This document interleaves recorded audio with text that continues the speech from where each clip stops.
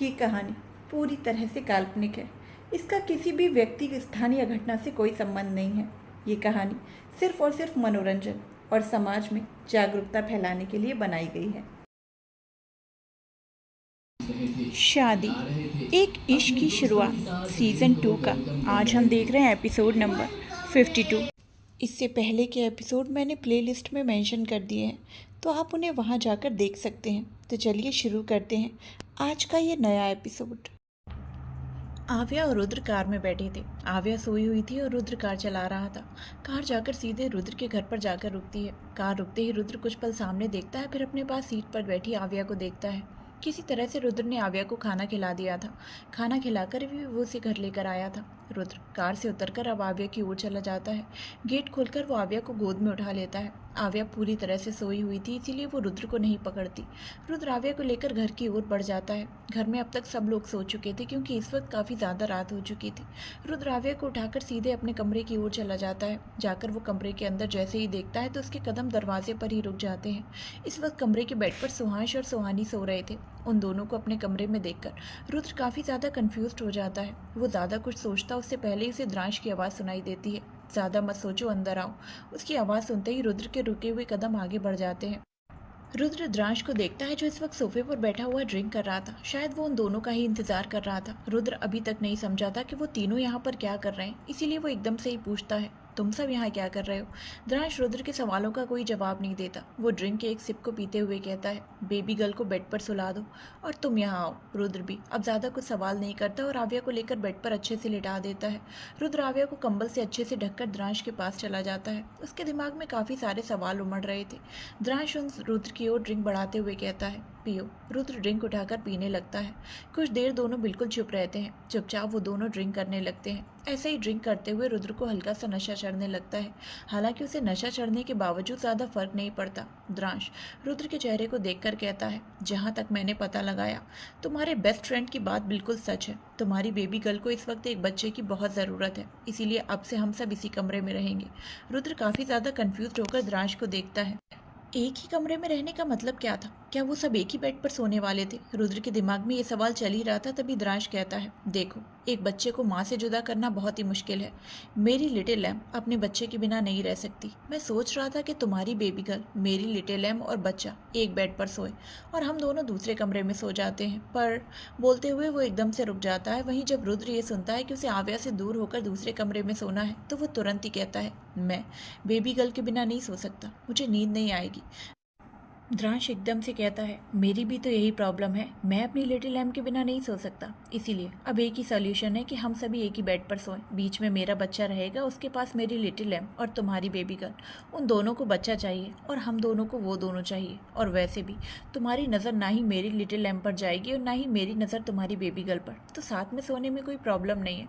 रुद्र को द्रांश की बातें सारी समझ में आ रही थी। वो अब कुछ नहीं कहता। द्रांश ग्लास को नीचे रखकर कहता है, तुमने ये बताया नहीं कि तुम्हें बच्चे चाहिए या नहीं। उस हिसाब से मुझे सेटअप करना होगा ना। अगर हाँ कहोगे तो ये भी बता देना कितने चाहिए, उस हिसाब से मैं स्ट्रगल करूंगा। अदरवाइज मुझे तो अब कोई बच्चा नहीं चाहिए। रुद्र ध्यान से द्रांश की बातें सुन रहा था। उसे समझ भी आ रहा था कि द्रांश इस वक्त बस उसे नॉर्मल फील करवाने के लिए इस तरह की बातें करके उसके ध्यान को भटका रहा है, पर उसे अच्छा लग रहा था। रुद्र को एक सुकून सा मिल रहा था। रुद्र अपने ग्लास को टेबल पर रखकर हल्का सा मुस्कुराते हुए कहता है, स्ट्रगल करने की ज़रूरत नहीं है। ये जो तुम कर रहे हो यही मेरे लिए बहुत है। और ऑफ कोर्स मेरी नज़र सिर्फ मेरी बेबी गर्ल पर ही टिकी रहेगी और मुझे विश्वास है कि तुम्हारी नज़र मेरी बेबी गर्ल पर पड़ ही नहीं सकती। द्रांश अब अपनी जगह से उठता है और कहता है, ओके फाइन, अब मुझे नींद आ रही है। वैसे भी मुझे ज़्यादा लेट तक उठे रहने की आदत नहीं है। इतना कहते हुए वो सुहानी के पास चला जाता है और उसके बगल में लेट जाता है। वो सुहानी को पकड़कर अपनी आंखें बंद कर लेता है। रुद्र से देखता रहता है। एकदम से ही द्रांश कहता है, आओगे तो लाइट ऑफ कर देना, क्योंकि मुझे लाइट्स ऑन रखने से नींद नहीं आएगी। रुद्र से कुछ नहीं कहता। वो उसी तरह बैठा हुआ उन सबको देख रहा था। रुद्र का बेड इतना बड़ा था कि वहाँ 7 से 8 लोग आराम से सो सकते थे। अभी तो सिर्फ 5 ही लोग थे और उसमें भी एक छोटा सा बच्चा सुहास था। रुद्र काफ़ी देर बैठा हुआ बेड पर चारों ओर सोए हुए देख रहा था। कुछ वक्त बाद वो भी उठता है और लाइट्स ऑफ करके आव्या के पास लेट जाता है। करीब 4 बजे रुद्र की आंखें सुहांश की आवाज़ से खुलती हैं। रुद्र अपनी आंखें खोलकर लाइट जलाता है तो देखता है सुहांश के पेट पर आव्या और सुहानी दोनों के हाथ थे। सुहांश अपने हाथ पैरों को हिलाते हुए सुबह सुबह अपने ही अकेले में खेल रहा था। उसकी आवाज़ आ रही थी। सुहांश अब आव्या के हाथ को पकड़कर उठाने लगता है। वो छोटा सा बच्चा आव्या का हाथ उठा तो नहीं पा रहा था क्योंकि आव्या सोई थी, जिससे उसका वजन ज़्यादा हो चुका था। पर सुहांश भी कहाँ हार मानने वालों में से था। आखिर उसके शरीर में द्रांश का खून दौड़ रहा था। वो बहुत देर तक कोशिश करते हुए आव्या के हाथ को हिला लेता है और अब वो आव्या की उंगली को अपने मुंह में ले लेता है। वो आव्या की उंगली को अब चूसने लगता है। उसकी हरकत देखकर रुद्र को हंसी आ रही थी। सुबह सुबह बच्चों का कोई काम नहीं होता। कुछ तो रो रो कर परेशान कर देते हैं और कुछ इस तरह अपने में ही खेलने लगते हैं। सुहांश का दांत नहीं निकला था, इसीलिए आव्या को एक गुदगुदी का एहसास हो रहा था। नींद में ही आव्या के होठों पर मुस्कुराहट आ जाती है। रुद्र जब ये देखता है तो उसे बहुत ही ज़्यादा सुकून मिलता है, क्योंकि ये आव्या की कोई फेक स्माइल नहीं थी। ये प्योर स्माइल थी जो सिर्फ सुहांश की वजह से आई थी। रुद्र धीरे से झुककर आव्या के माथे पर किस करता है और बेड से उठकर सीधे वॉशरूम चला जाता है। रुद्र अब वॉशरूम से बाहर निकलता है। वो सीधे वॉशरूम से बाहर निकलता है। उसके कदम बढ़ते हुए उसी कमरे में चले जाते हैं जहाँ वो लोगों को उनकी गलती की सजा दिया करता था। रुद्र जाता है तो गेट लॉक हो जाता है। रुद्र के चेहरे पर जो एक्सप्रेशंस थे वो बहुत ही ज़्यादा डार्क थे। वो जाकर जेल का दरवाज़ा खोलता है। दरवाज़ा खोलते ही एक लड़की की सिसकी भरी आवाज़ निकलती है। रुद्र लाइट्स चलाता है तो एक कोने में एक लड़की बैठी दिखती है जो रस्सी से बंधी हुई थी। उसने डर से अपने चेहरे को घुटने के बीच छुपा रखा था। रुद्र बिना किसी एक्सप्रेशंस के साथ उसके पास एड़ियों के बल बैठ जाता है। उस लड़की को जब ये एहसास होता है तो वो सिकुड़ने लगती है। रुद्र उसे देखते हुए बहुत ही सर्द आवाज़ में पूछता है, किसने भेजा है तुम्हें? रुद्र की आवाज़ सुनते ही वो लड़की रोने लगती है। वो रोते हुए कहती है, मुझे नहीं पता कि कौन है, मुझे किसी के बारे में नहीं पता। मुझे पैसे मिल रहे थे इसीलिए मैंने ये सब किया। गुस्से से रुद्र की नसें चेहरे पर उमड़ते हुए दिख रही थी। उसके गुस्से को रोकने वाला कोई भी नहीं था। वो इतना ज़्यादा गुस्से में था कि इस वक्त किसी की भी जान ले ले। रुद्र अपनी जगह से उठता है। एक और जाकर वो मापन आरी लेकर आता है। जैसे ही वो लड़की उसकी आवाज़ सुनती है तो उसकी जैसी रूह कांप उठती है। रुद्र एकदम से उसके हाथ को पकड़ता है और आगे की ओर खींच लेता है। वो लड़की डर से गिड़गिड़ाने लगती है, नहीं नहीं प्लीज़ मुझे छोड़ दो। रुद्र का अब उससे बात करने का कोई भी शौक नहीं था। वो मापन आरी को उसके हाथ के करीब लेकर जाता है। वो लड़की अपने हाथ को पीछे करने की कोशिश कर रही थी, लेकिन रुद्र ने उसके हाथ को काफ़ी ज़ोर से पकड़ा हुआ था। वो लड़की अपने हाथ को हिला तक नहीं पा रही थी। धीरे धीरे वो आरी उसके हाथ के बहुत ही ज़्यादा करीब पहुंच गई। उस कमरे में अब उस लड़की की चीख गूंजने लगी, दर्द से भरी चीख जो इस वक्त रुद्र को सुकून दे रही थी। कुछ देर बाद रुद्र आरी को फेंककर वहाँ से बाहर चला जाता है और उस जेल को लॉक कर देता है। इस वक्त लड़की के हाथों से बेतहाशा खून बह रहा था। उसकी हथेली कटकर गिरी गई थी और वो लड़की तड़प रही थी। रुद्र जैसे ही उस कमरे के बाहर निकलता है तो जेम्सन को कमरे के बाहर खड़ा पाता है। रुद्र जेम्सन के पास बैठ जाता है और अपने हाथ को उसके आगे बढ़ा देता है। जेम्सन पहले तो रुद्र के हाथों में लगे खून को गौर से देखता है, फिर एकदम से चाटने लगता है। रुद्र जेम्सन के सिर को सहला रहा था। कुछ ही पलों में जेम्सन सारे खून को साफ कर देता है। अब रुद्र उठकर उस कमरे की ओर बढ़ जाता है। वो पहले वॉशरूम में जाकर शार लेता है, फिर चेंज करके आव्या के पास जाकर लेट जाता है। वो आव्या को अपनी बाहों में भर लेता है। तभी आव्या अपनी करवट बदलती है और उसके सीने में छुप जाती है। सुहांश इस वक्त दूध पी रहा था। वहीं द्रांश ने सुहानी को पूरा कवर करके रखा हुआ था। हालांकि रुद्र उनकी ओर देख ही नहीं रहा था, क्योंकि उसकी नज़र तो बस आव्या के चेहरे पर टिकी हुई थी। रुद्र आव्या के चेहरे को हल्का सा छूते हुए उसे एकटक देखते रहता है। कुछ पल में उसकी आंखें भी बंद हो जाती हैं। रुद्र अब फिर से सो जाता है। अगली सुबह के करीब 8 बजे थे। सुरभि नाश्ते के बाद कॉलेज के लिए निकल रही थी। वो शौर्य के साथ जाने के लिए उसकी कार में बैठ जाती है। शौर्य कार स्टार्ट करता है। गेट से निकलते ही सुरभि की नज़र बाहर खड़े सत्या पर जाती है, जो कब से उसके बाहर आने का ही इंतजार कर रहा था। शौर्य की भी नज़र सत्या पर जाती है। सत्या कार में बैठी सुरभि को देखकर उसके पास आता है। वो कार के पास आकर शौर्य को देखकर मुस्कुराते हुए कहता है, गुड मॉर्निंग भैया। शौर्य भी मुस्कुराते हुए उसे गुड मॉर्निंग कहता है, फिर पूछता है, क्या तुम सुरभि को लेने आए हो? सत्या एक नज़र सुरभि को देखता है जिसने सिर झुका रखा था। सत्या कहता है, हाँ वो मैं लेने तो आया था, पर आपके साथ जा रही है तो कोई बात नहीं। बोलते हुए सत्या फिर से एक नज़र सुरभि को देखता है, फिर वहाँ से अपनी कार की ओर बढ़ जाता है। शौर्य सुरभि को देखते हुए पूछता है, जाना है उसके साथ? सुरभि अपनी नज़र उठाकर शौर्य को देखती है और धीरे से हाँ में सिर हिलाती है। शौर्य मुस्कुराते हुए सुरभि के सिर पर हाथ रखकर सहलाता है और कहता है, जाओ। सुरभि कार का दरवाज़ा खोलती है और अब सत्या की कार की ओर बढ़ जाती है। सत्या जब सुरभि को अपनी कार की ओर आते हुए देखता है तो वो कार को स्टार्ट नहीं करता। सुरभि उसकी कार में जाकर बैठ जाती है। सत्या सुरभि की ओर एक रोज़ और एक चॉकलेट की पैकेट बढ़ाकर कहता है, गुड मॉर्निंग। सुरभि एक नज़र रोज़ और चॉकलेट को देखती है, फिर उसे लेकर एकदम से ही बाहर फेंक देती है, जिससे सत्या हैरानी से उसे देखता है। वह उसी तरह से हैरान होकर पूछता है, क्या हुआ? सुरभि के चेहरे पर कुछ एक्सप्रेशंस नहीं थे। सुरभि पहले तो चुप ही थी, पर वो अचानक से ही कहती है, मैं कल आपको कॉल कर रही थी, तो आपने कॉल रिसीव क्यों नहीं किया? सत्या ये सुनकर जल्दी से अपना फ़ोन चेक करता है। उसमें सुरभि की सिर्फ एक ही मिस्ड कॉल था। सत्या सुरभि को देखता है, फिर मुस्कुराते हुए कहता है, सॉरी, मैं मीटिंग में बिजी था। इतने सारे लोगों का कॉल आता है ना, तो मैं देख ही नहीं पाया कि तुम्हारा कॉल आया था।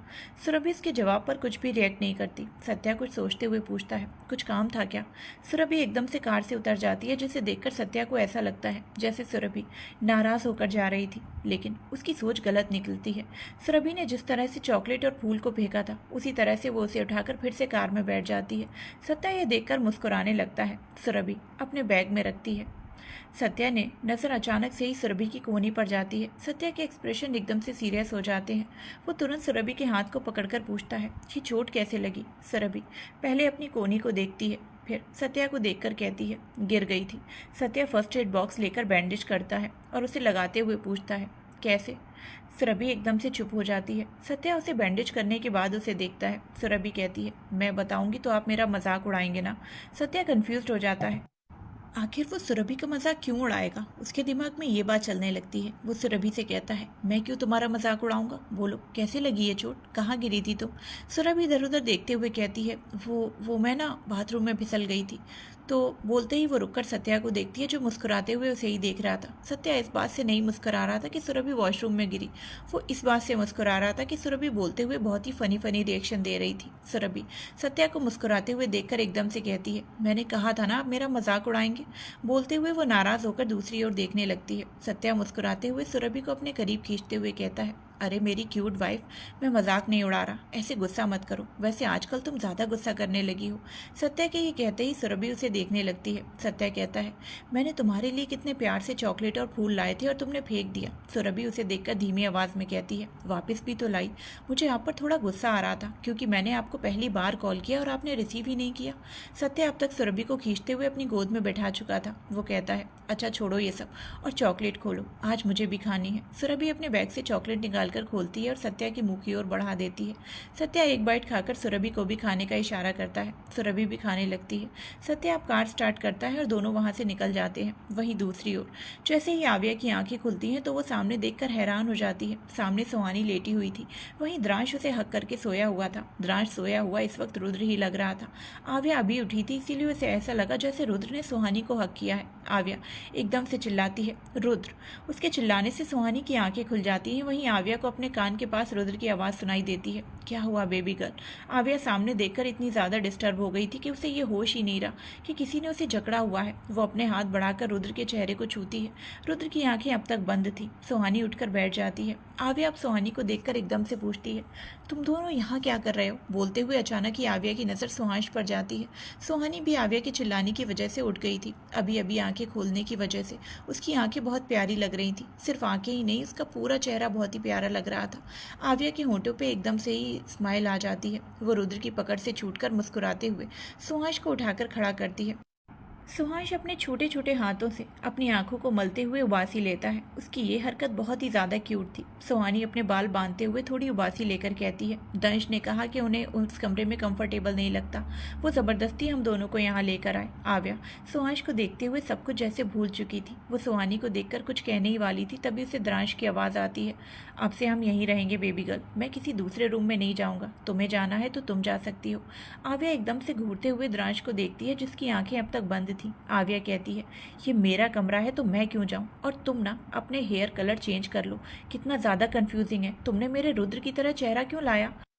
द्रांश बहुत आराम से जवाब देता है, लड़कियों में दिमाग नहीं होता, बस सुना था, आज देख भी लिया। जैसे ही वो ये कहता है, आव्या और सुहानी दोनों उसे घूर कर देखने लगती हैं।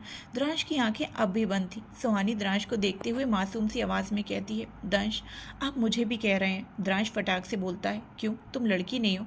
द्रांश की ये बात सुनते ही सुहांश एकदम से ही हंसने लगता है। ऐसा लग रहा था जैसे वो द्रांश के सपोर्ट में हो। अब आव्या और सुहानी दोनों सुहांश को घूरने लगते हैं।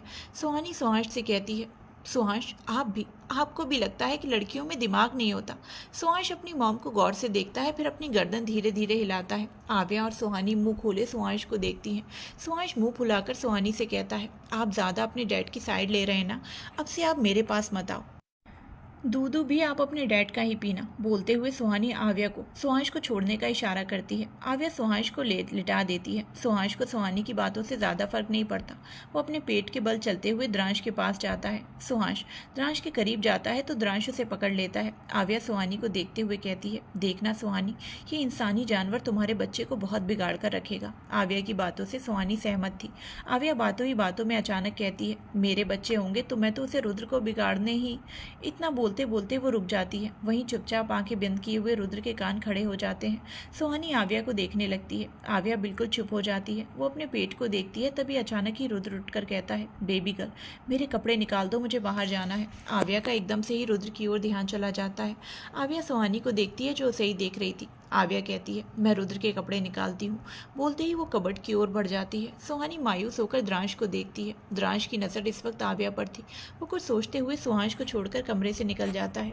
आव्या रुद्र के कपड़े निकालकर उसे प्रेस करती है। इस दौरान वो खोई हुई थी। कुछ वक्त बाद द्रांश आव्या के सामने एक बड़ा से 2 बैग रखता है और कहता है, बेबी गर्ल, इसे कबर्ड में सेट कर दो। आव्या पहले बैग को देखती है जो बहुत बड़े बड़े थे। फिर वो द्रांश को छोटी आंखों से घूरते हुए कहती है, मैं क्यों सेट करूँ? क्योंकि बोलते हुए द्रांश कबर्ड के पास जाता है। रुद्र और आव्या के कपड़ों को निकालकर वो अपने कपड़े डालने लगता है। ये देखकर आव्या एकदम से उसकी ओर बढ़ते हुए कहती है, ओ हेलो पागल इंसान, ये क्या कर रहे हो तुम? द्रांश उससे कहता है, यही मैं बता रहा था कि अगर मैंने किया तो ये होगा, इसीलिए इसे सेट कर दो। Okay baby girl. बोलते ही वो भी वॉशरूम चला जाता है। रुद्र पहले से ही वॉशरूम में था और अब द्रांश भी चला गया। आव्या बस द्रांश को जाते हुए देखती रह जाती है। अब सब रेडी होकर नाश्ता करके अपने अपने कमरे में चले जाते हैं। एक और रुद्र और द्रांश घर से निकल जाते हैं तो वहीं आव्या और सुहानी कबर्ड को संभालने में लग जाते हैं। दोनों एक दूसरे से बात करते हुए कबर्ड में कपड़ों को रख रहे थे। आव्या सुहानी को देखकर कहती है, फर्स्ट टाइम मैं ऐसा कुछ देख रही हूँ कि दो भाई अपनी बीवियों के साथ एक ही बेड पर सो रहे हैं। बोलते हुए आव्या की एकदम से ही हंसी निकल जाती है। सुहांश तो नीचे पेट के बल लेटा था और खिलौनों से खेल रहा था। नैना अंदर आती है क्योंकि वो भी नीचे अकेले रहकर बोर हो चुकी थी। वो आव्या और सुहानी के साथ बैठ जाती है। नैना को देखकर आव्या कहती है, मॉम आप यहाँ। नैना खराब सा मुंह बनाकर कहती है, अकेले अकेले बैठे बोर हो रही थी। नैना के बिगड़ते मुंह को देखकर आव्या और सुहानी मुस्कुराने लगती हैं। आव्या कहती है, फिर तो आप यहीं बैठिए मॉम, आप भी हम दोनों के साथ बातें कीजिए। नैना मुस्कुराते हुए कहती है, इसीलिए ही यहाँ आ गई मैं। सुहांश खेल ही रहा था तभी अचानक से ही वो रोने लगता है। नैना जाकर उसे गोद में उठा लेती है। सुहांश नैना के कपड़ों को बहुत ही कसकर पकड़े हुए रोने लगता है। सुहानी को पहले तो सब कुछ नॉर्मल लगा, लेकिन जब सुहांश चुप नहीं हो रहा था तो वो कपड़ों को छोड़कर सुहांश को गोदी में ले लेती है और उसे चेक करने लगती है। अचानक ही सुहानी की नज़र एक मच्छर पर जाती है जिसने सुहांश को बहुत ज़ोर से काटा हुआ था। सुहानी उसे एकदम से मारती है तो सुहांश और ज़ोर से रोने लगता है। वो मच्छर उसी तरह से लटका हुआ था। सुहांश का इतना ज़्यादा रोना सुनकर सुहानी की भी आंखों में आंसू आ जाते हैं। आव्या भी उस मच्छर को देख रही थी। वो जैसे ही उस मच्छर को देखती है उसकी आंखें हैरानी से बड़ी हो जाती हैं। वो एकदम से कहती है, ओह माय गॉड। आव्या जल्दी से उस मच्छर को पकड़कर खींचती है। सुहांश के पैर में गड्ढा हो चुका था। ये देखते ही सुहानी रोने लगती है। आव्या उस मच्छर को जोर से पटक कर कहती है, ये कोई मच्छर नहीं है, ये रोबोट है। आव्या अब सुहांश के पैर को देखती है जिसके पैर को देखते ही आव्या जम जाती है। आव्या के मुंह से एकदम से निकलता है, ये तुमने सुहानी, तुमने इसे मारा क्यों? इसके अंदर का पूरा जहर सुहांश के अंदर चला गया। अब हम क्या करें? सुहानी का चेहरा एकदम से पीला पड़ जाता है। वहीं कार में द्रांश और रुद्र बैठे हुए थे। द्रांश रुद्र से कहता है, मुझे आइडिया भी नहीं था कि ये इतना ज़्यादा बेवकूफ़ होगा। आज इसका चैप्टर ख़त्म। वो इतना ही बोलता है कि रुद्र का फ़ोन रिंग होता है। रुद्र तो कार ड्राइव कर रहा था इसलिए द्रांश उसका फ़ोन रिसीव करता है। उधर से आवाज़ आती है, बोला था ना इंतज़ार करो। लेकिन समझ तो आता नहीं। मुझे ढूंढ तो लिया लेकिन पहुंच नहीं पाओगे मिस्टर द्रांश सूर्यवंशी। फ़ोन स्पीकर पर था इसीलिए रुद्र भी सुन रहा था। उधर से फिर से आवाज़ आती है, अब सीधे तरीके से मेरी बात सुनो। अगर अपने बच्चे को बचाना है ना तो अपने प्यारे छोटे भाई यानी रुद्र सूर्यवंशी को जान से मार दो। मेरी तो तुमसे कोई दुश्मनी नहीं है, लेकिन क्या करें, टांग तो अड़ा ही रहे हो, इसीलिए कुछ ना कुछ तो मुझे करना ही था। रुद्र और द्रांश को समझ ही नहीं आ रहा था कि सुहांश के साथ क्या हो गया, क्योंकि बाहर एकदम हाई सिक्योरिटी थी और सुहांश तो अंदर ही था। तभी उसी नंबर से एक मैसेज आता है। द्रांश जैसे ही वीडियो खोलकर देखता है तो उसे सुहानी का रोता हुआ चेहरा दिखता है। उसके साथ ही उसके घाव भी दिखते हैं। रुद्र भी वही देख रहा था। द्रांश वीडियो देखकर भी चुप था। उसके चेहरे पर अब भी कोई एक्सप्रेशंस नहीं थे। वो बहुत ही शांत होकर कहता है, यू नो रुद्र, गलती इसकी नहीं है, गलती हम दोनों की है।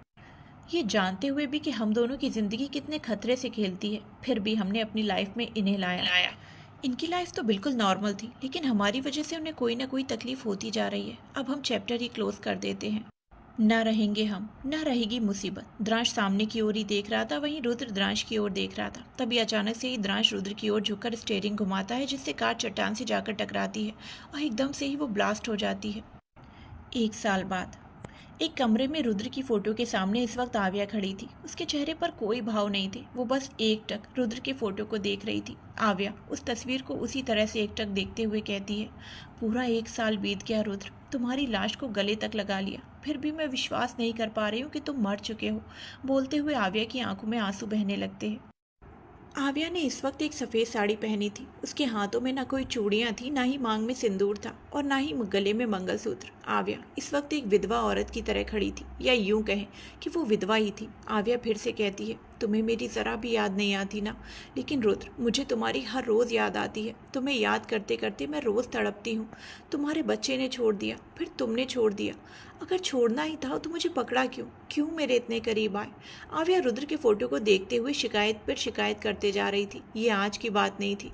आव्या हर रोज़ रुद्र की फ़ोटो देखते हुए उसकी शिकायत करती थी। अब तो वो रोते रोते इतना थक चुकी थी कि उसने खुलकर रोना ही बंद कर दिया था। आव्या के आंसू तो बहते थे, लेकिन वैसे मुंह से रोने की आवाज़ नहीं निकलती। आव्या रुद्र की फ़ोटो को देखते हुए फिर से कहती है, वचन दिया था ना तुमने कि तुम मेरा साथ कभी नहीं छोड़ोगे। वो तुम्हारा वचन कहाँ गया? तुम भी धोखेबाज निकले रुद्र। तुम्हें पता है मुझे तुमसे नफरत होने लगी है। आई hate you Rudra, I really hate you. बोलते हुए वो एकदम से घुटनों के बल बैठकर रोने लगती है। आव्या बैठकर रो ही रही थी। वहीं 1 साल से थोड़ा बड़ा और 2 साल से थोड़ा बड़ा बच्चा उनकी ओर बढ़ रहे थे। दोनों ने एक दूसरे का हाथ थामा हुआ था और वो दोनों बहुत धीरे धीरे आगे बढ़ रहे थे।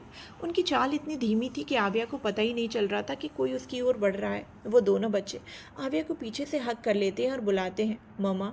आव्या एकदम से सहम जाती है। वो जैसे ही उसे उन दोनों बच्चों की पहचान का आभास होता है तो वो अपने आंसुओं को पोंछ लेती है। वो खुद को नॉर्मल करती है, फिर दोनों के हाथ को पकड़कर उनकी ओर घूम जाती है। आव्या दोनों को मुस्कुराते हुए देखती है और उन्हें गले लगा लेती है। ये दोनों बच्चे रंध्र और सुहांश थे।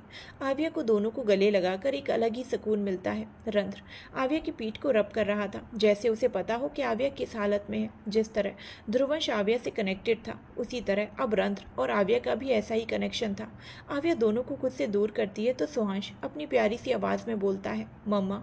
उसकी आवाज़ सुनकर आव्या धीरे से मुस्कुराती है। उसकी आवाज़ में एक अलग ही खुशी छुपी होती, जो हमेशा आव्या के होठों पर मुस्कुराहट ला देती है। वो मम्मा बोलते हुए नीचे की ओर इशारा करता है, क्योंकि वो मम्मा के सिवाय कुछ बोल नहीं पाता था। रंध्र बस चुप सा आव्या के चेहरे को देख रहा था। वैसे तो 2 साल के बच्चे भी इतना साफ बोलते नहीं हैं, लेकिन रंध्र के केस में ऐसा बिल्कुल नहीं था। वो बहुत जल्दी स्पष्ट बोलने लगा था और अब वो बहुत अच्छे से बोल पाता था।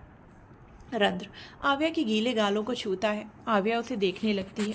रंध्र बहुत धीमी आवाज़ में कहता है, आप रोती क्यों है मम्मा? आप तो स्ट्रांग मम्मा है ना। डैड तो बोलते हैं कि आप बहुत स्ट्रांग हैं। जो स्ट्रांग होते हैं वो नहीं रोते। मैं तो टीचर के मारने पर भी नहीं रोता। आव्या मुस्कुराती है और रंध्र के बालों को ठीक करते हुए कहती है, अब से नहीं रोऊंगी। रंध्र आव्या की बात सुनकर अब रुद्र की तस्वीर को देखता है। उसने हमेशा नोटिस किया था कि आव्या रुद्र की तस्वीर को देखकर रोती है। ध्रुवंश अब अंदर आते हुए बुलाता है, ट्यूलिप चलो, सब मंदिर के लिए निकल गए हैं। आव्या ध्रुवंश को देखती है। ध्रुवंश जाकर आव्या के पास बैठ जाता है और उसकी आंखों में देखने लगता है। वो आव्या की आंखों में बसे दर्द को देखने की कोशिश कर रहा था। आव्या उठकर खड़ी होती है। ध्रुवंश भी खड़ा हो जाता है। ध्रुवंश आव्या के हाथ को पकड़ता है और उसे ले जाकर दोनों बच्चों को देखकर कहता है, तुम दोनों भी आओ। ध्रुवंश और आव्या निकल जाते हैं। सुहांश भी उनके पीछे ही जा रहा था, लेकिन जब उसे रंध्र अपने साथ नहीं दिखता तो वो पीछे मुड़कर देखता है। रंध्र इस वक्त रुद्र की फोटो को घूर रहा था। वो कुछ सोचते हुए आगे बढ़कर दीवार के पास जाता है। उस कमरे में रुद्र की फोटो के अलावा ज्यादा कुछ नहीं था। उसके सामने एक दिया जला हुआ था। रंध्र आगे बढ़कर उस दिए को उठाता है और उसके पास एक कपड़ा रखकर जला देता है। रंध्र के ऐसा करने से सुहांश उसे देखता रहता है। रंध्र फोटो से दूर हट जाता है। उसी के साथ सुहांश का हाथ पकड़कर उसे पीछे हटा देता है। कपड़ा बहुत देर तक जल रहा था, जिससे रुद्र की फोटो भी अब जलने लगती है। ऐसा नहीं था कि रंध्र को रुद्र से नफरत थी, बल्कि वो तो आव्या की आंखों में आते आंसुओं को जला रहा था। इस फोटो की वजह से ही आव्या रोती है, इसीलिए उसने फोटो को ही जला दिया। सुहांश रंध्र को देख रहा था। रंध्र बस रुद्र के जलते हुए तस्वीर को देख रहा था। उसके साथ सुहांश भी अब उस तस्वीर को देख रहा था। तभी नीचे से आवाज़ आती है, रंध्र, सुहांश। रंध्र एक नज़र नीचे की ओर देखता है, क्योंकि दोनों दरवाजे पर ही खड़े थे। फिर रुद्र की फोटो को देखकर सुहांश के हाथ को पकड़कर चला जाता है। जैसे ही दोनों जाते हैं, वो फोटो जलते जलते गिर जाती है। मंदिर। आज रुद्र की बरसी थी। इसीलिए सब मंदिर आए हुए थे। आव्या पूजा कर रही थी, वहीं रंध्र फिर से रुद्र के फोटो को देखकर उसे घूर रहा था, क्योंकि वो अब भी देख सकता था कि आव्या का चेहरा कितना ज्यादा उदास था, वो भी सिर्फ इस तस्वीर की वजह से। इस वक्त रंध्र, सुहांश और अवन्या एक लाइन में बैठे थे। अवन्या दोनों से छोटी थी, वो सुहांश के बगल में बैठी थी और बार बार अपने छोटे छोटे हाथों से सुहांश को मार रही थी। एक्चुअली वो मार नहीं रही थी, वो खेल रही थी, जो सुहांश को बहुत ज्यादा इरिटेट कर रहा था। अवन्या 1 साल की थी, वो इतने अच्छे से चल नहीं पाती थी, वो बहुत कम वर्ड्स ही बोल पाती थी, पर वो अच्छे से बैठ सकती थी, घुटनों से चल सकती थी और लोगों को परेशान कर सकती थी, जैसे अभी वो सुहांश को परेशान कर रही थी। सुहांश एकदम से अवन्या के हाथों को खुद से दूर करता है, जिससे अवन्या उसे देखने लगती है। सुहांश उसे घूर कर देखता है। सुहांश के घूरने से अवन्या एकदम से ही रोने लगती है। सब बिल्कुल शांत थे, जिस वजह से उनके रोने की आवाज़ बहुत ही ज़्यादा सुनाई देने लगती है। सुहांश तुरंत उसके हाथ को पकड़कर खुद को मारने लगता है। उसके ऐसा करते ही अवन्या हंसने लगती है और हंसने लगती है। सुहांश उसके मुंह पर हाथ रखकर ना में सिर हिला देता है। ना, वो अवन्या को ये बताना चाह रहा था कि यहाँ हंसना नहीं है। अवन्या उसे एकटक देखने लगती है। कुछ पल वो उसे देखती है, फिर रोनी शक्ल बना लेती है, क्योंकि अब भी उसे ऐसा लग रहा था कि सुहांश उसे डांट रहा है। वो घर की लाडली बेटी थी, इसीलिए उससे छोटी से छोटी डांट भी सहन नहीं होती थी। अवन्या रोने वाली होती ही है कि तभी सुहांश आगे बढ़कर उसके छोटे से होंठों को छूकर दूर हो जाता है। अवन्या का रोने वाला मुंह एकदम से बंद हो जाता है। वो अब अपनी छोटी छोटी पलकों को झपकाते हुए सुहांश को चुपचाप देखने लगती है। दोनों को ही इस किस का मतलब बिल्कुल भी पता नहीं था, लेकिन सुहांश ने एक दिन देखा था कि जब प्रज्ञा रोने लगी थी तभी अव्यान ने उसे ऐसे ही किस करके चुप करवाया था। सुहांश के दिमाग में यही रह गया, तो आज उसने एक्सपेरिमेंट कर लिया, जो सच में उसके लिए बहुत ज़्यादा लाभदायक था। अवन्या सच में पूरी चुप हो गई। अवन्या अब घुटनों के बल चलते हुए प्रज्ञा के पास जाती है और उसकी साड़ी में घुस जाती है। प्रज्ञा उसे निकालकर आंखें दिखाते हुए कहती है, अभी नहीं, चुपचाप उधर खेलो जाओ। अवन्या जिद कर रही थी, जिसे देखकर प्रज्ञा थोड़ा परेशान होकर कहती है, आरुष, इसे थोड़ा साइड में ले जाइए ना। आरुष हाँ में सिर हिलाकर कहता है, आओ मेरी गुड़िया। बोलते ही वो अवन्या को उठाकर ले जाता है। अवन्या बड़ी ही जिद्दी थी, उसे इस वक्त दूध चाहिए था, इसीलिए वो रोने लगती है। प्रज्ञा उन दोनों को देखते हुए अपना सिर हिला देती है। पूजा चली रही थी। रंध्र एक गेंदे का फूल उठाकर आगे फेंकता है, जो सीधे वहां रखे हुए दिए पर जाकर लग जाता है और वो गिरकर एकदम से ही रुद्र के फोटो को जलाने लगता है। सब ये देखकर शॉक्ड हो जाते हैं। आव्या हैरानी से खड़ी हो जाती है। अव्यान और ध्रुवंश आगे बढ़कर आग को बुझाने की कोशिश करते हैं, पर कुछ ही पलों में रुद्र की तस्वीर राख हो जाती है। पंडित जी ये घटना देखकर खड़े हो जाते हैं और घबराते हुए कहते हैं, ये पूजा मैं नहीं कर सकता। ये पूजा करना सबसे बड़ा अपशगुन है। उसकी आत्मा ही नहीं चाहती कि ये पूजा हो। मैं नहीं कर सकता।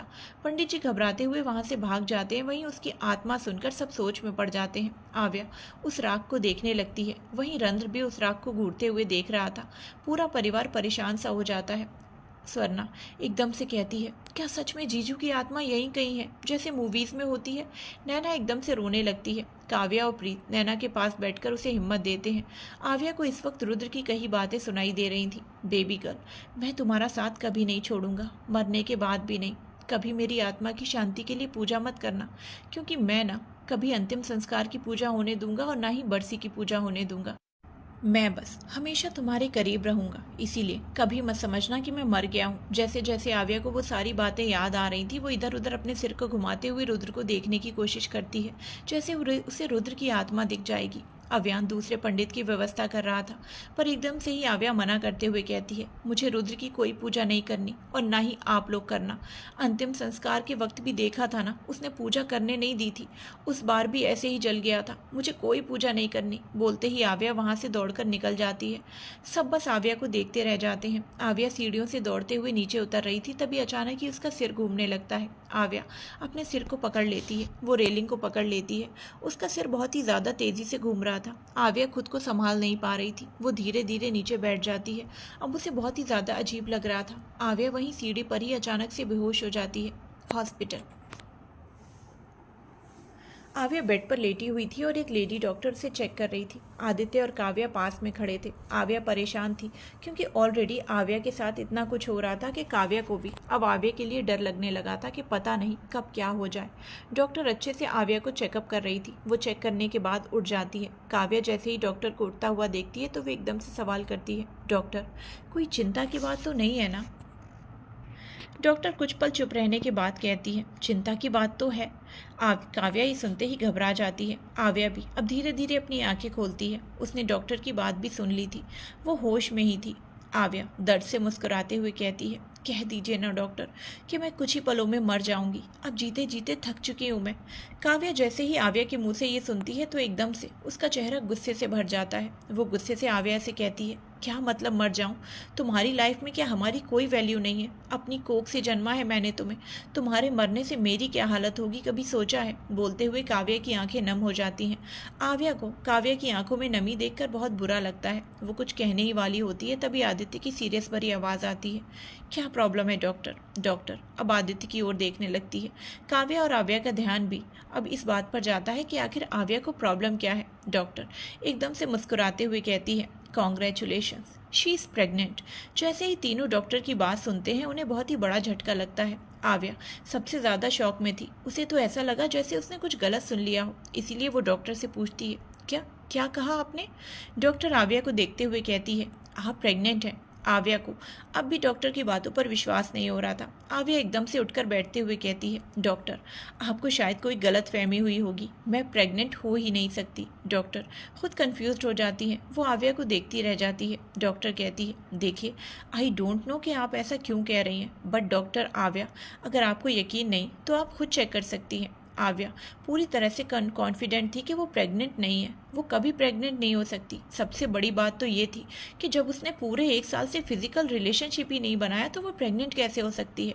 आव्या खुद चेक करने का सोच ही लेती है। कुछ घंटे बाद,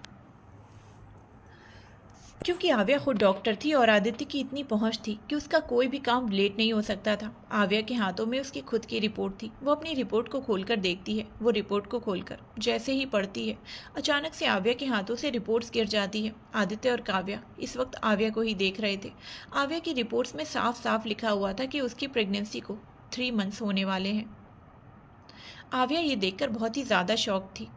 ये हो ही नहीं सकता था। कोई भी लड़की अपने पति के बिना प्रेग्नेंट नहीं हो सकती थी, और स्पेशली तब जब उसकी पहली रिपोर्ट में ये लिखा हो कि वो कभी माँ नहीं बन सकती। आव्या धीरे से बड़बड़ाती है, ये कैसे हो सकता है? आदित्य आगे बढ़कर रिपोर्ट्स उठाकर देखता है। वो भी रिपोर्ट देखकर थोड़ा हैरान था। काव्या भी आकर रिपोर्ट देखती है तो उसके भी जैसे होश उड़ जाते हैं। आव्या को कुछ समझ ही नहीं आ रहा था। आव्या आदित्य को देखते हुए कहती है, डैडा ये झूठ है, मैं प्रेग्नेंट कैसे? बोलते हुए आव्या की आंखें नम हो जाती हैं। आदित्य आव्या के पास जाकर उसे सीने से लगाता है। आव्या जिसकी वजह से इतना रोई थी, इतना तड़पी थी, आज वो ये जानकर इमोशनल हो चुकी थी कि वो प्रेग्नेंट है। आव्या के हाथ अपने आप ही अपने पेट पर चले जाते हैं। जैसे ही वो अपने पेट को छूती है तो उसकी आंखों से एक बूंद आंसू गिर जाता है। ये आंसू किसी दर्द के नहीं थे, बल्कि एक खुशी के थे। पर उसके दिमाग में अब भी यही सवाल था कि जब वो 1 साल से फिजिकल ही नहीं हुई तो वो प्रेग्नेंट कैसे हो गई। वो सिर उठाकर आदित्य को देखती है। आदित्य आव्या के गाल को छूता है, फिर उसके माथे पर किस करके कहता है, कॉन्ग्रेचुलेशंस रैबिट, तुम्हें चिंता करने की ज़रूरत नहीं है, मैं हूं ना, मैं पता लगाता हूँ, तुम रिलैक्स करो। आव्या फिर से आदित्य के सीने से लग जाती है। आव्या की प्रेगनेंसी की खबर अब पूरी फैमिली को पता चल चुकी थी। काव्या के साथ आव्या घर चली जाती है। वहीं आदित्य पहले ही रिपोर्ट्स को डॉक्टर को दिखाता है। डॉक्टर रिपोर्ट को बहुत गौर से देख रही थी। उसके चेहरे पर एक टेंशन साफ दिख रहा था। डॉक्टर कुछ देर बाद कहती है, ये रिपोर्ट सही तो है, मैंने काफ़ी केसेस देखे हैं जिसमें पहले तो गर्ल्स की ऐसी सिचुएशन हो जाती है, रिपोर्ट में बताते हैं कि वो कभी प्रेग्नेंट नहीं हो सकती, बट 3-4 साल बाद वो प्रेग्नेंट हो जाती हैं। और डॉक्टर आव्या के केस में देखें तो 1 साल में ही प्रेग्नेंट हो गई। होता है, ऐसा बिल्कुल नहीं है कि ऐसा नहीं होता। इसे चमत्कार कहा जा सकते हैं, क्योंकि इसका रीज़न हमें भी आज तक पता नहीं चला। आदित्य चुपचाप डॉक्टर की बातें सुन रहा था। डॉक्टर जब चुप हो जाती है तो थोड़ी देर बाद आदित्य पूछता है, क्या ये भी पॉसिबल है कि 1 साल तक फिजिकल ना हो फिर भी? डॉक्टर बीच में ही बोलती हैं, 1 मिनट, ये कभी पॉसिबल नहीं हो सकता mister Singhania, I am sorry, but doctor आव्या ने फिजिकल रिलेशन बनाए हैं तभी वो प्रेग्नेंट हुई हैं, या फिर सैरोगेसी। आव्या 1 साल से बस घर के अंदर ही रहती आई है और उसने तो मान लिया था कि वो माँ नहीं बन सकती, तो फिर वो सैरोगेसी क्यों ही करेगी? और सैरोगेसी में भी तो वो रुद्र का बच्चा ही चाहेगी। रुद्र ही नहीं तो फिर पॉसिबल ही नहीं है। और फिजिकल की बात की जाए तो रुद्र नहीं है तो फिजिकल होने का सवाल ही नहीं उठता। एक पल के लिए आदित्य बहुत ही ज़्यादा कन्फ्यूज्ड हो जाता है। वो सोच ही रहा था तभी अचानक ही उसे कुछ याद आता है। वो जल्दी से उठकर केबिन से निकल जाता है। आदित्य लिफ्ट से सबसे लास्ट वाले फ्लोर पर जाता है। वो एक कमरे में घुसता है। उस कमरे में द्रांश लेटा हुआ था, जिसकी आंखें बंद थीं और सुहानी बैठी हुई इसके सीने पर सिर रखे हुए थी। सुहानी सोई नहीं थी, इसीलिए उसे समझ आ गया था कि कमरे में कोई आया है। सुहानी सिर उठाकर देखती है। द्रांश 1 साल से इसी तरह से बेड पर था। वो 1 साल से कोमा में था। कार के सामने एक तो रुद्र की लाश मिली थी और एक तो द्रांश मिला था। द्रांश को जब चेक किया गया था तो जिंदा था, पर ब्लास्ट की वजह से उसकी पूरी पीठ जली हुई थी। लेकिन रुद्र जिंदा नहीं था, उसकी सांसें वहीं पर बंद हो चुकी थी। आदित्य को देखकर सुहानी उठकर खड़ी हो जाती है।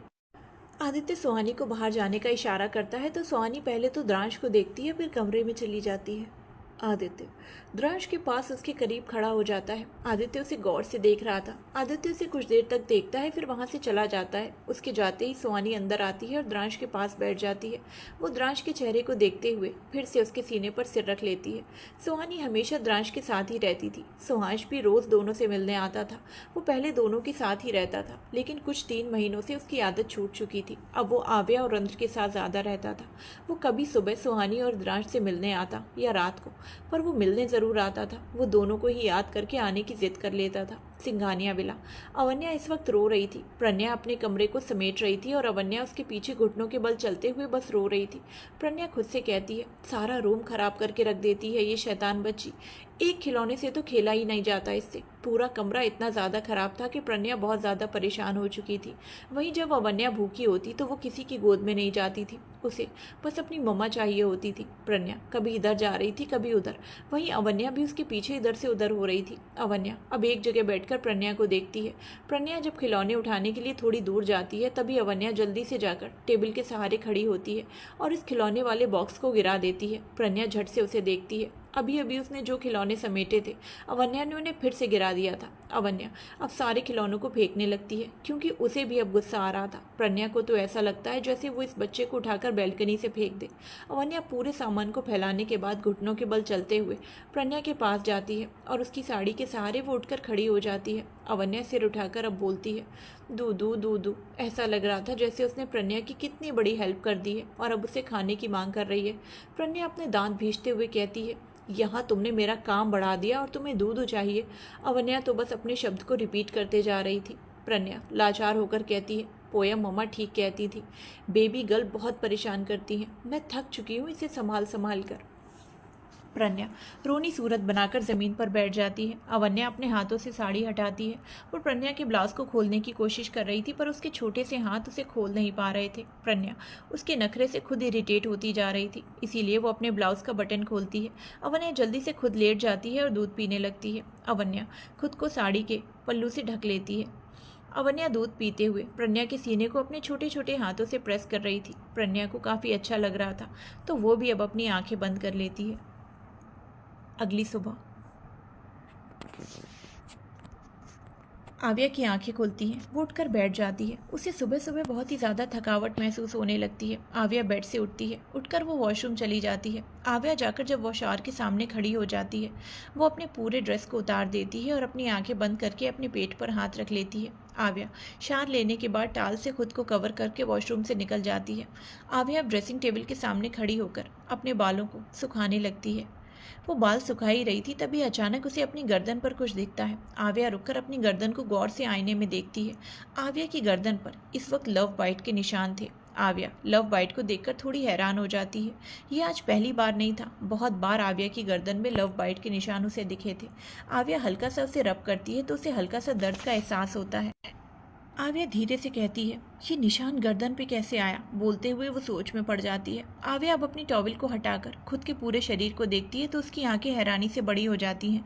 आव्या के शरीर में जगह जगह लव बाइट के निशान थे। कुछ तो इतने हार्श थे कि उसे अब दर्द महसूस होने लगता है। आव्या खुद से ही धीरे से कहती है, ये निशान पहले तो आव्या की गर्दन पर ही लव बाइट हुआ करते थे, लेकिन आज उसके पूरे शरीर पर थे। आव्या को अब रात के बारे में याद आता है। आव्या सपने में देखी थी कि वो इंटीमेट हो रही है। रुद्र उसके बहुत करीब है। सपने में आव्या को सब कुछ बहुत अच्छा लगा था। वो काफ़ी ज़्यादा खुश थी कि रुद्र उसके करीब है। वो उसे महसूस कर पा रही थी, पर वो तो बस एक सपना था। फिर उसकी बॉडी पर मार्क्स कैसे आए? आव्या अपने सिर को पकड़ लेती है और कहती है, मुझे लग रहा है कि मैं ये सब कुछ इमेजिन कर रही हूँ, कहीं मैं पागल तो नहीं हो रही। बोलते हुए वो अपनी आंखें बंद करती है। तभी उसे रुद्र की बात याद आती है, बेबी गर्ल, मरने के बाद भी मैं तुम्हारा पीछा नहीं छोड़ूंगा। तुमने हॉरर मूवीज़ देखी है ना, उसी तरह मैं आत्मा बनकर भी तुम्हारे साथ वो सब कुछ करूँगा, क्योंकि तेरी रूह पे, तेरे जिस्म पे बस हक है एक मेरा, बस हक है एक मेरा, बस हक है एक मेरा। आव्या झट से अपनी आंखें खोलती है और फिर से उन सारे निशानों को देखती है। आव्या का दिमाग इस वक्त बहुत ही ज़्यादा ख़राब हो रहा था। वो एकदम से ही पेपर वेट उठाकर आईने पे फेंकती है और एकदम से चिल्लाती है, just shut up, you are a cheater, I hate you. आईना टूटकर बिखर जाता है। आव्या के चिल्लाने की आवाज़ सुनकर अव्यान दरवाज़ा खटखटाता है और आव्या को आवाज़ देता है, रैबिट रैबिट। आव्या अपनी टॉवल को ठीक करती है और जाकर दरवाज़ा खोलकर एकदम से ही अव्यान के गले लगा लेती है। अव्यान को जैसे ही एहसास होता है कि आव्या बस टॉवल में है तो वो प्रज्ञा को आवाज़ देता है। प्रज्ञा बाहर आती है क्योंकि उनका कमरा थोड़ा पास में ही था। अव्यान उसे इशारा करता है तो प्रज्ञा एक छोटा सा कंबल लेकर अव्यान को देती है। अव्यान आव्या को अच्छे से ढकता है और उसके बालों को धीरे से सहलाते हुए पूछता है, क्या हुआ रैबिट? आव्या अव्यान के सीने से लगे हुए कहती है, भाई रुद्र का स्पिरिट मुझे परेशान कर रहा है, वो यही है। वो आव्या हल्का सा कांप रही थी। अव्यान आव्या के बालों को सहलाते हुए कहता है, स्पिरिट जैसा कुछ भी नहीं रैबिट, तुमने पंडित की बात कुछ ज़्यादा गहराई से ले ली, ज़्यादा मत सोचो। आव्या झट से अव्यान से दूर होकर कहती है, भाई आपको नहीं पता, वो मेरे साथ सब कुछ कर रहा है, उसने मेरा। बोलते हुए आव्या खुद की गर्दन को दिखाती है और कहती है, देखिए ये गर्दन ही नहीं, उसने पूरी बॉडी। वो इससे आगे कुछ बोलती अव्यान उसके चेहरे को थाम लेता है। वो आव्या की आंखों में देखते हुए कहता है, रैबिट वो बाइट मार्क नहीं है, प्रेगनेंसी में ऐसी प्रॉब्लम होती है, रिलैक्स। प्रज्ञा भी अव्यान का साथ देते हुए कहती है, हाँ आव्या प्रेगनेंसी में ऐसे मार्क दिखते हैं, आप तो डॉक्टर हो, क्या आपको इसके बारे में नहीं पता? आव्या चुप हो जाती है। वैसे तो आव्या एक प्रेगनेंसी वाली डॉक्टर नहीं है, वो थोड़ा जानती थी पर उसे इसकी पूरी नॉलेज नहीं थी। अव्यान आव्या को रिलैक्स करते हुए कहता है, रैबिट बाहर घूमकर आ जाओ, तुम्हारा माइंड फ्रेश हो जाएगा। आव्या धीरे से हाँ में सिर हिलाती है। अव्यान धीरे से आव्या के गाल को थपथपाते हुए कहता है, जाओ। आव्या अब कमरे के अंदर चली जाती है। अव्यान थोड़ी गहरी सोच में पड़ जाता है। प्रज्ञा उसे देखकर कहती है, क्या हुआ कि सोच में पड़ गए आप? अव्यान प्रज्ञा को देखता है फिर कहता है, कुछ नहीं। बोलते हुए वो सीढ़ियों से नीचे उतरने लगता है। प्रज्ञा की नज़र अब अवन्या पर जाती है जो घुटनों के बल चलते हुए अव्यान के पीछे जा रही थी और उसे बुला भी रही थी, पा पा। अव्यान आवाज़ सुनकर रुकता है। अवन्या जल्दी से उसके पास जाती है। अव्यान उसे गोद में उठाकर सीढ़ियों से उतरता है। कुछ पल बाद सभी डाइनिंग टेबल पर मौजूद थे। आव्या ने एक ढीली सी ड्रेस पहनी थी जो वाइट कलर की थी। नाश्ता करते हुए वो कुछ सोच रही थी। वो सोच में इतना बिजी थी कि नाश्ता उसके मुंह तक पहुंच ही नहीं रहा था। काव्या उसे आवाज़ देती है, परी नाश्ता कीजिए, अब आप अकेली नहीं हैं, लापरवाही नहीं चलेगी। आव्या काव्या की बातें नहीं सुन पाती। काव्या ये देखकर अपनी जगह से उठती है। उसके पास जाकर उसकी प्लेट को खुद उठा लेती है। काव्या आव्या के चेहरे को अपनी ओर कर लेती है और उसे अपने हाथों से खाना खिलाने लगती है। आव्या चुपचाप खाने में लगी थी। नाश्ता खत्म होते ही अव्यान अप्रीता और स्वर्णा से कहता है, तुम दोनों रैबिट के साथ बाहर चली जाना। दोनों ही हाँ में सिर हिलाते हैं। ध्रुवंश कहता है, मैं सुहांश को उसके मम्मी डैडी के पास छोड़ दूंगा, मैं उधर ही जा रहा हूँ। अब सब अपने अपने काम से निकल जाते हैं। अंतरा इस वक्त ट्यूशन क्लास के लिए बाहर ही थी। उसके पास बाइक पर एक लड़का खड़ा था। अंतरा उसे देख रही थी। वो लड़का अंतरा का हाथ पकड़ता है तो अंतरा उसे देखती है। उसे देखकर अंतरा के होंठों पर हल्की सी मुस्कान आ जाती है। वो लड़का अंतरा को बाइक पर बैठने का इशारा करता है। अंतरा भी उसकी बाइक पर बैठ जाती है। पल भर में बाइक वहाँ से निकलती है और सीधे जाकर एक होटल रूम में रुक जाती है। अंतरा नीचे उतरती है। वो दोनों अब एक होटल के अंदर जाते हैं। होटल के अंदर जाकर वो लड़का अंतरा को दरवाजे तक छोड़कर चला जाता है। अंतरा दरवाज़ा खोलकर अंदर जाती है। अंतरा का कमरा बहुत ही ज़्यादा बिखरा हुआ था। अंतरा सीधे बेडरूम में जाती है। बेडरूम में एक लड़का पेट के बल लेटा हुआ था। अंतरा अपना बैग साइड में रखती है और बेड पर बैठकर उसे पीछे से हक कर लेती है। वो लड़का और कोई नहीं बल्कि रुवांश था। रुद्र के जाने के बाद अंतरा भी बहुत ही ज़्यादा डिस्टर्ब हो गई थी, इसीलिए वो रुद्र से बहुत ज़्यादा अटैच थी। इस वक्त रुवंश ने उसे संभाला था। अब 1 साल में रुवंश की उम्र भी बढ़ चुकी थी। वो मैच्योर हो चुका था। रुवंश अपनी आंखें खोलता है। अंतरा उसे हक किए हुए धीरे से कहती है, डिप्रेस्ड इंसान को हर दिन दवाई चाहिए होती है, तो तुम रोज़ क्यों नहीं आते? रुवंश अपनी आंखें बंद कर लेता है। वो फिर आंखें खोलता है और पलटकर बैठ जाता है। अंतरा भी बैठ जाती है। रुवंश अंतरा को देखकर उसे गले लगा लेता है। रुवंश अंतरा की नेक पर धीरे से किस करता है और कहता है, कैसी हो तुम? अंतरा जवाब देती है, वेरी बैड। रुवंश अब इस पर कुछ नहीं कहता। वो अंतरा से अलग होता है और उसके माथे पर किस कर लेता है।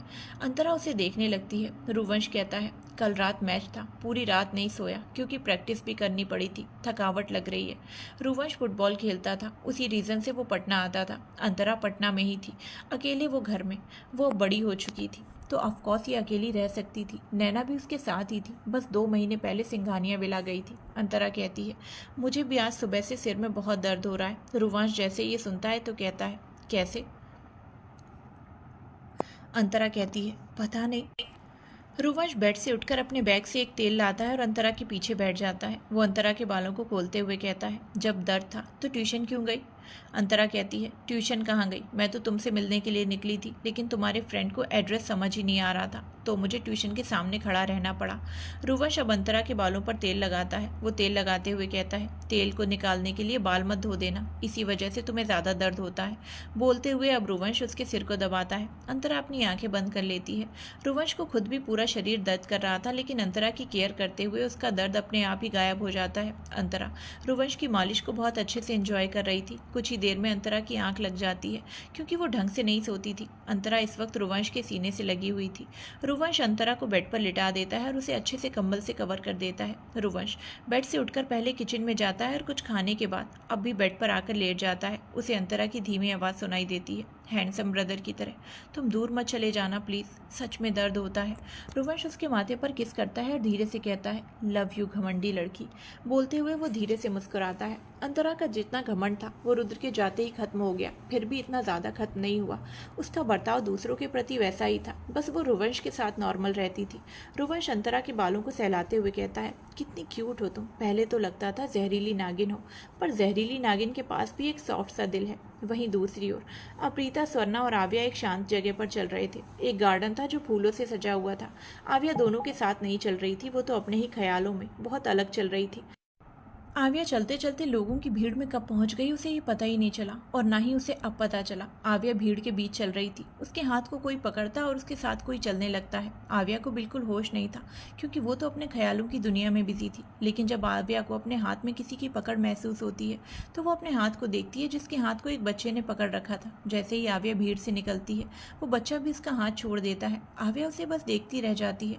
आव्या को अब अपने गले में कुछ महसूस होता है। आव्या अपने गले पर हाथ रखती है तो उसे एक लॉकेट दिखता है जिसमें रुद्र और आव्या लिखा हुआ था। आव्या का गला पहले खाली था। आव्या लॉकेट को देखती है जो प्योर गोल्ड का था। उसे अब अपने सिर पर भी कुछ महसूस होता है। आव्या छूती है तो उसे फ्लावर हेयर बैंड मिलता है जो बिल्कुल असली फूल थे। इतना कुछ उसके साथ हो गया पर उसे कोई होश ही नहीं था। आव्या और कुछ ज़्यादा सोचती तभी उसे अपने कान में रुद्र की आवाज़ सुनाई देती है, बेबी गर्ल। आव्या की आंखें हैरानी से बड़ी हो जाती हैं, क्योंकि ये कोई सपना नहीं था। उसे सच में उसके कान के पास रुद्र की आवाज़ सुनाई दी और उसकी गर्म सांसें भी महसूस हुई। आव्या आवाज़ सुनकर जल्दी से पलटती है तो उसे सामने एक लड़का दिखता है जिसने ब्लैक कलर की आउटफिट पहनी थी। उसने टोपी वाली जैकेट पहनी थी। आव्या उसे देखते हुए धीरे से कहती है, रुद्र। फिर एकदम से वो चिल्लाती है, रुद्र।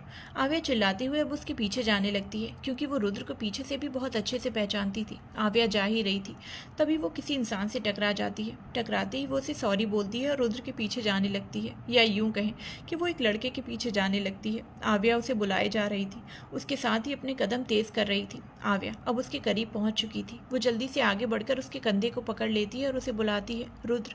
वो लड़का जैसे ही मुड़ता है तो आव्या 2 कदम पीछे हो जाती है, क्योंकि वो रुद्र नहीं था बल्कि कोई और ही था।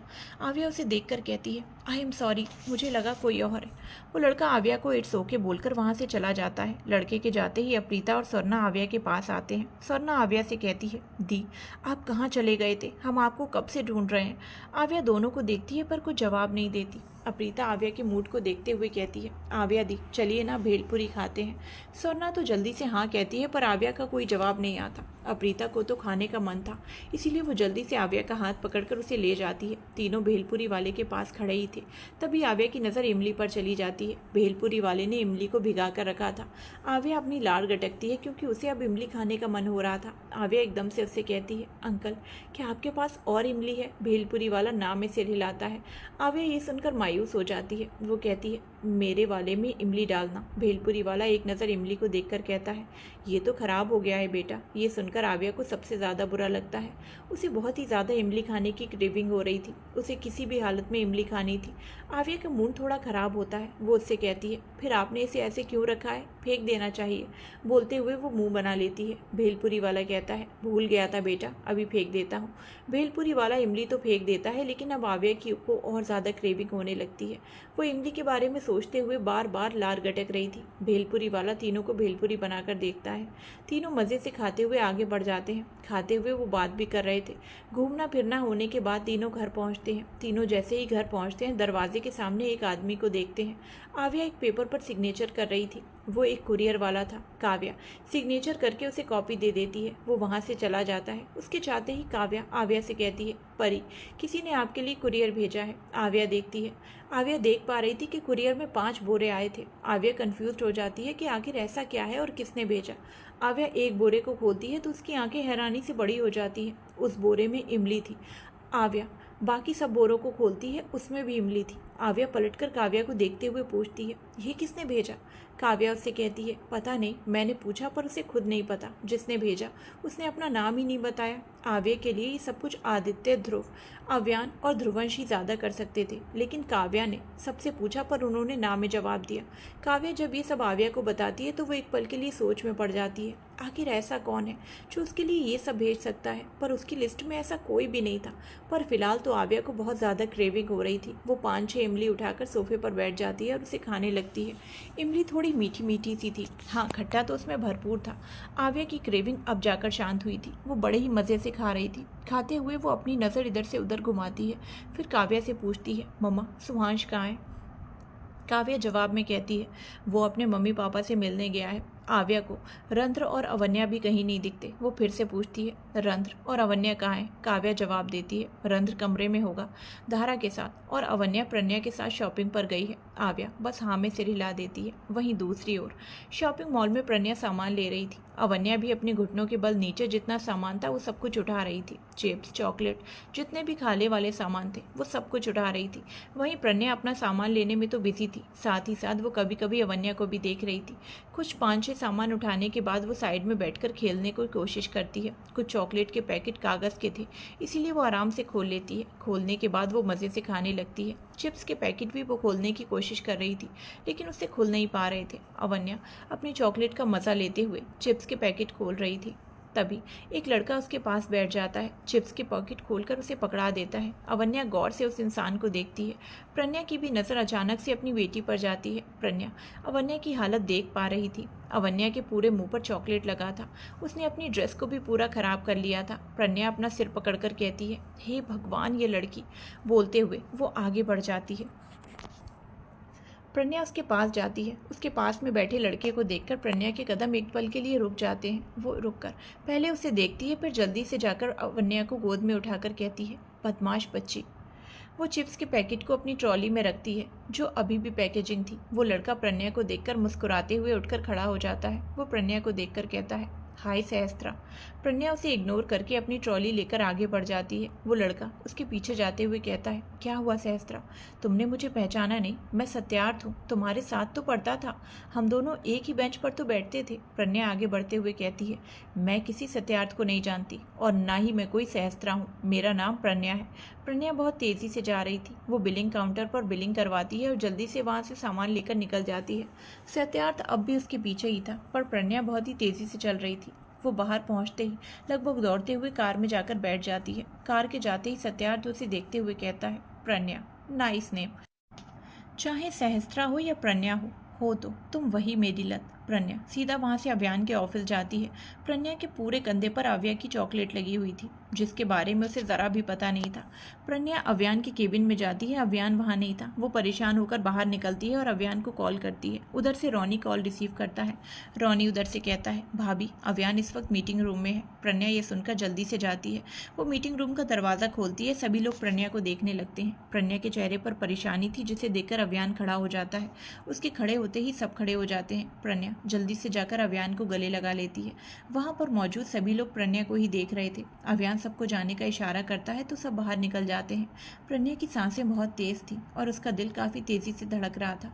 अव्यान उसकी पीठ पर हाथ रख लेता है। कुछ देर तक प्रज्ञा आंखें बंद करके चुपचाप अव्यान के गले लगे रहती है। शांत होते ही अव्यान धीरे से प्रज्ञा को खुद से अलग करता है और उसके गाल पर हाथ रखकर कहता है, क्या हुआ? प्रज्ञा की नज़रें झुकी हुई थी। अव्यान उसकी चिन को पकड़कर चेहरा ऊपर करता है और उसकी आंखों में देखने लगता है। प्रज्ञा कुछ पल तो अव्यान की आंखों में देखती है और फिर धीरे से कहती है, मैं आपको कुछ बताऊंगी तो आप मुझ पर गुस्सा तो नहीं करेंगे ना? अव्यान प्रज्ञा के चेहरे को हल्का रब करते हुए कहता है, नहीं करूँगा, बताओ। बोलते हुए अव्यान की नज़र प्रज्ञा के कंधे पर चली जाती है। वो अवन्या के हाथ में चॉकलेट देखकर कहता है, इसे तुम चॉकलेट क्यों खिला रही हो? अव्यान अवन्या को प्रज्ञा की गोद से हटाकर टेबल पर बिठा देता है। प्रज्ञा अव्यान के सवालों का जवाब देते हुए कहती है, मैं नहीं, ये पूरी शैतान है। शॉपिंग करने गई थी तो इसने खुद सारी चॉकलेट उठाई और खाने लगी। जितनी बड़ी होती जा रही है उतनी शरारतें बढ़ती जा रही हैं। अव्यान प्रज्ञा को देखता है और उससे कहता है, तुम भी तो इतनी ही शरारती थी, क्या तुम्हें याद नहीं? अव्यान उसके करीब बढ़ते हुए अपने होठों को उसके कंधे पर रखकर चॉकलेट को खाता है। प्रज्ञा का शरीर एकदम से सिहर उठता है। अव्यान प्रज्ञा के चेहरे को देखता है। वो उससे कहता है, चॉकलेट का टेस्ट बहुत अच्छा है, इसे और अच्छा बनाते हैं। बोलते हुए वो अवन्या के हाथ से चॉकलेट लेता है। अवन्या से कोई भी अगर चॉकलेट दे तो वो रोने लग जाती है, लेकिन ये अव्यान के केस में बिल्कुल नहीं था। अव्यान जब उसके हाथ से कुछ लेता तो वो बिल्कुल चुप रहती, जैसे वो अब थी। वो अपनी पलकें झपकाते हुए अव्यान को देखती है।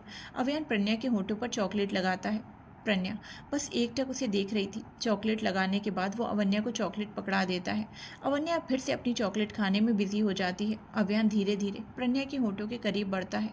इस दौरान उसकी नज़रें बस प्रज्ञा के सॉफ्ट होठों पर थीं। अव्यान प्रज्ञा के होठों से अपने होठ हटा लगाकर चॉकलेट को खाने लगता है। साथ ही वो उसे किस करने लगता है। प्रज्ञा के दोनों हाथ अव्यान की बाजुओं को पकड़ लेते हैं। अव्यान कुछ पल किस करने के बाद दूर होता है और धीरे से कहता है, this is the best chocolate. Pragya के गाल एकदम से लाल हो जाते हैं। अव्यान प्रज्ञा के गाल पर किस करके कहता है, एंजल ने हर जगह चॉकलेट लगा दिया है, जाकर साफ कर लो। प्रज्ञा वॉशरूम जाती है तो अव्यान चेयर पर बैठ जाता है। वो अब अवन्या से चॉकलेट लेकर डस्टबिन में फेंक देता है। अवन्या अव्यान को टुकुर टुकुर देखने लगती है। अव्यान टिश्यू पेपर से उसके हाथ और मुंह को साफ करता है। अव्यान कहता है, आज के बाद चॉकलेट मत खाना, समझ आया? अवन्या ना में सिर हिलाती है। अव्यान उसे आंखें छोटी करके घूरने लगता है।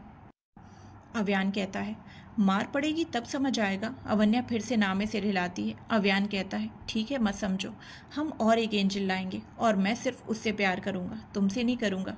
अवन्या फिर से ना में सिर हिलाती है। अव्यान कहता है, तुम कोई बात नहीं सुनती, हम तो लाएंगे। अवन्या एकदम से अपने पास में रखा टिश्यू पेपर का बॉक्स उठाकर फेंक देती है। उसके चेहरे पर गुस्सा था। वो अब घुटनों के बल चलकर अव्यान से दूर जाने लगती है। अव्यान ने उसकी छोटी सी एंजल को नाराज कर दिया था। वो नाराजगी में उस लंबे से टेबल पर घुटनों के बल चलते हुए अव्यान को पीट करके बैठ जाती है।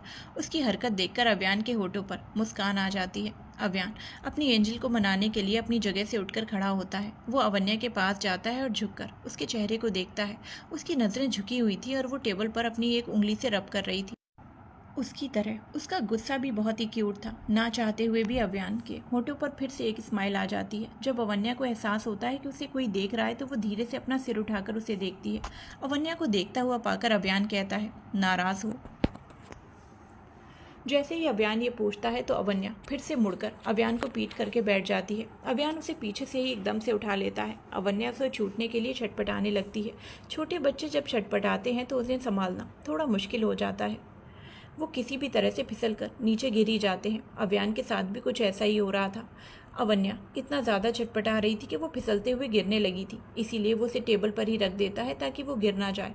अब तक प्रज्ञा भी खुद को साफ करके बाहर आ चुकी थी। वो पहले तो अव्यान को देखती है और फिर उसकी छोटी एंजल को देखती है। अवन्या के चेहरे को देखकर ही प्रज्ञा को समझ आ गया कि वो किसी बात से नाराज़ हो गई है। प्रज्ञा अब अव्यान को देखती है। उसे देखते हुए पूछती है, क्या हुआ? आपने कुछ किया क्या एंजल के साथ?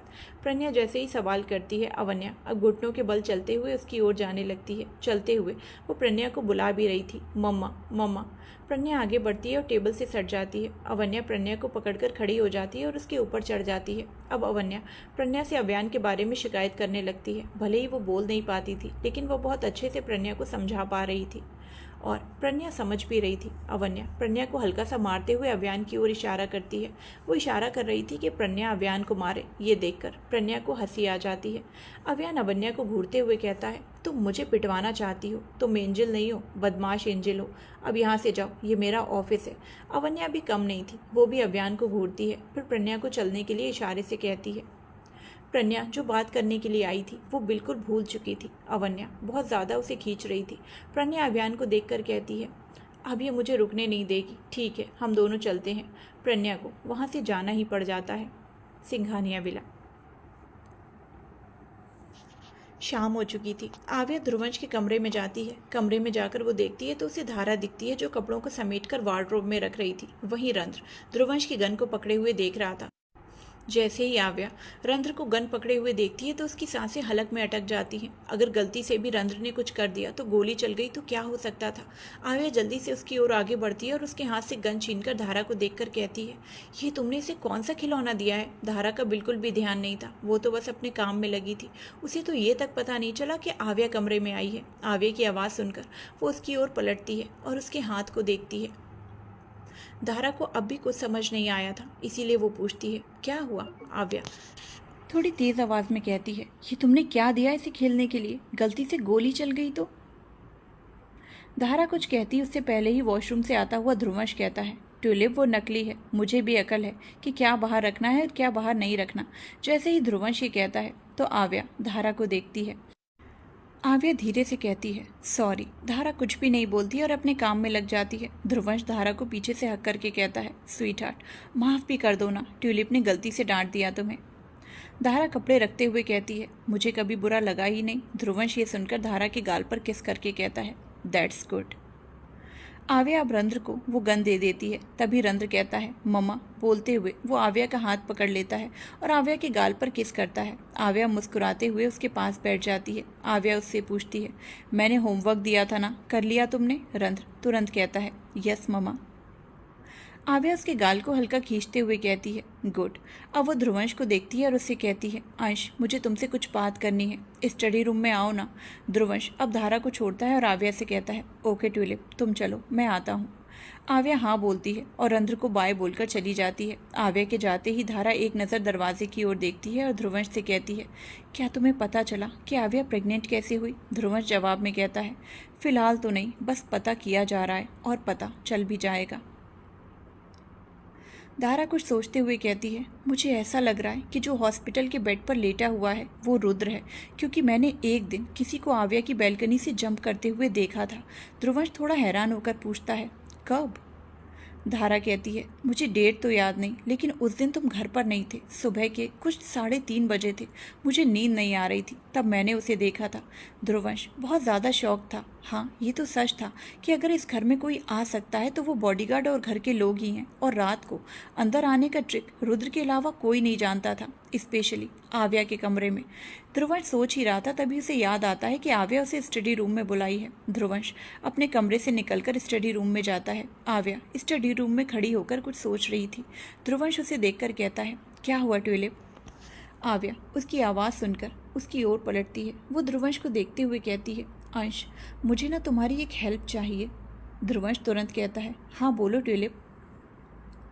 आव्या उससे कहती है, अंश, वो जो कुरियर है, मुझे जानना है कि वो किसने भेजा। ध्रुवंश पहले तो कंफ्यूज्ड हो जाता है, क्योंकि उसे किसी कुरियर के बारे में नहीं पता था। ध्रुवंश को कंफ्यूज देखकर आव्या कुरियर के बारे में बताती है।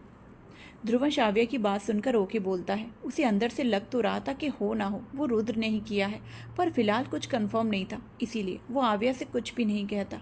ध्रुवंश धारा की बात को भी आव्या को नहीं बताता, क्योंकि अगर ये गलत निकला तो आव्या बहुत ज़्यादा टूट सकती थी। कुछ पल बात करने के बाद दोनों स्टडी रूम से निकल जाते हैं। रात के वक्त अभियान घर आता है। वो पहले कमरे में जाता है तो उसकी नज़र सीधे अवन्या पर जाती है, जो बेड पर बैठी हुई खेलने में बिजी थी। प्रज्ञा सोफे पर बैठी सिद्धार्थ से बात कर रही थी। अभियान वॉशरूम जाकर फ्रेश होकर बाहर आता है। वो जाकर बेड पर बैठ जाता है। जैसे ही अवन्या उसे देखती है तो उससे मुंह फेर लेती है। अवन्या अब तक गुस्सा थी। अभियान ने उसे मनाया नहीं था। अभियान उसके गुस्से को देख रहा था। प्रज्ञा अभियान को देखती है। उसे देखते ही वो खड़ी हो जाती है और उससे कहती है, आप ही का इंतज़ार था, चलिए डिनर करने चलते हैं। बोलते ही वो कमरे से निकलने लगती है। अवन्या जैसे ही ये देखती है कि दोनों जा रहे हैं तो वो प्रज्ञा को बुलाती है, मम्मा। प्रज्ञा कॉल में बिजी थी, इसीलिए वो अवन्या के बुलाने की आवाज़ नहीं सुन पाती। वो कमरे से निकल जाती है। अब तक अभियान खड़ा होकर उसे देख रहा था, क्योंकि अवन्या गुस्सा थी, इसीलिए वो अभियान की गोदी में नहीं जाना चाहती थी, इसीलिए ही वो प्रज्ञा को बुला रही थी। लेकिन प्रज्ञा तो चली गई। अभियान भी अब जाने लगता है। अभियान को जाते हुए अवन्या देख रही थी। वो बेड के नीचे देखती है।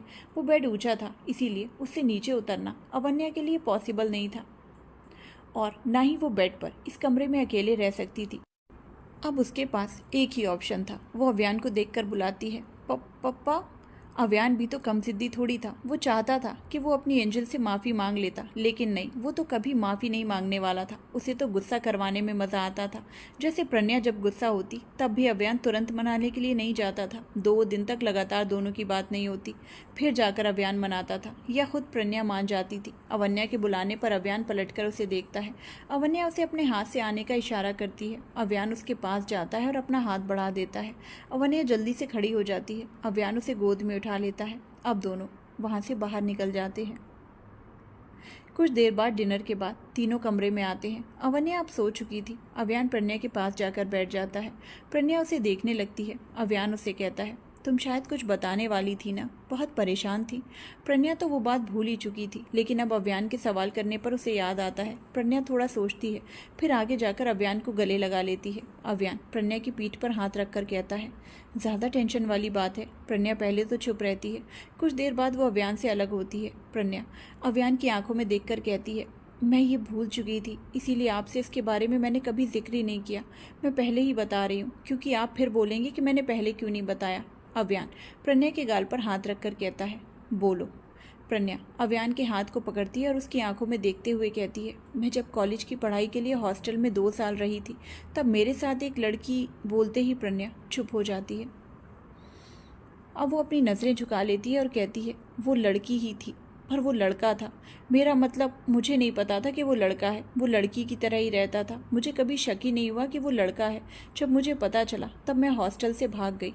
प्रज्ञा इतना बोलकर अपना सिर हल्का सा उठाती है। वो अव्यान के चेहरे को देखती है। वो नॉर्मल था। वो पूछता है, पूरा डिटेल में बताओ कि तुम उसके साथ कितने वक्त रही। मुझे पूरी डिटेल्स चाहिए। प्रज्ञा फिर से सिर झुका लेती है और कहती है, 1 साल। मैं उसके साथ 1 साल थी। वो मेरे करीब भी आता था, पर लड़की समझकर मैं उससे कुछ नहीं बोलती थी। हम दोनों एक ही बेड पर सोए भी। बोलते हुए प्रज्ञा की जुबान लड़खड़ा जाती है। अव्यान की आंखें अब लाल हो चुकी थी और उसकी मुट्ठी कसी हुई थी। प्रज्ञा उसकी मुट्ठी को देख पा रही थी। अव्यान अपनी भारी आवाज़ में कहता है, और कुछ? प्रज्ञा धीरे से कहती है, मैंने उसके सामने ड्रेस भी चेंज की है। बोलते हुए प्रज्ञा की आंखों से आंसू लुढ़क जाते हैं। अव्यान एकदम से ही प्रज्ञा के बालों को हल्के से पकड़ता है और खुद के करीब कर लेता है। वो उसके सिर से अपना सिर जोड़कर गहरी सांस लेने लगता है, क्योंकि वो गुस्से से तप रहा था। प्रज्ञा धीरे से कहती है, मुझे सच में नहीं पता था कि वो लड़का है। बोलते ही प्रज्ञा रुक जाती है। To be continued.